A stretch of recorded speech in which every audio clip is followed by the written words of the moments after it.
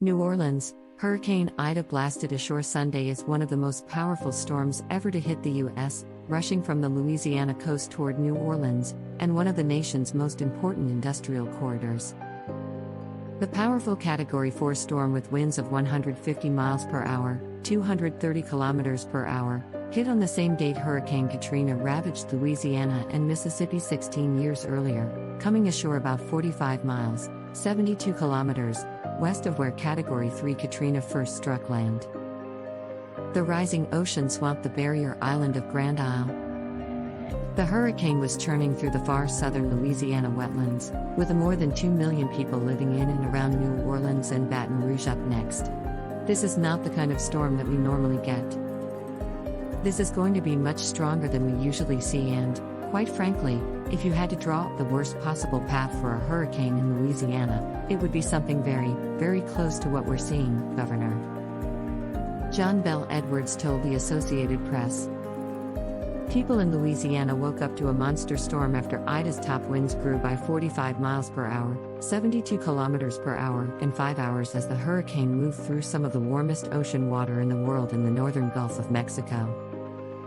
Wind tore at awnings and water spilled out of Lake Ponchartrain in New Orleans before noon Sunday.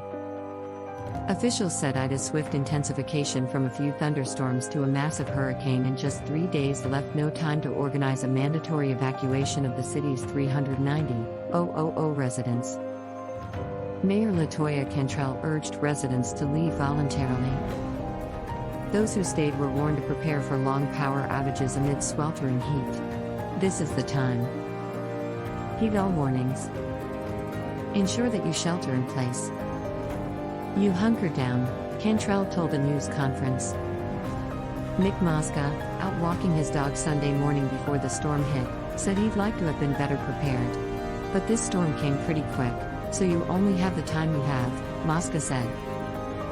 Ida's 150 miles per hour winds tied it for the fifth strongest hurricane to ever hit the mainland U.S. Those winds came through Port Fourchon, where boats and helicopters gathered to take workers and supplies to oil platforms in the ocean, and the oil extracted starts its journey toward refineries.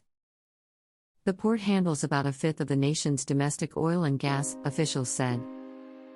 Edwards said he watched a live video feed from the port area as Ida came ashore. The storm surge is just tremendous. We can see the roofs have been blown off of the port buildings in many places, Edwards told the AP. Along with the oil industry, Ida threatened a region already reeling from a resurgence of COVID-19 infections due to low vaccination rates and the highly contagious Delta variant. New Orleans hospitals plan to ride out the storm with their beds nearly full, as similarly stressed hospitals elsewhere had little room for evacuated patients.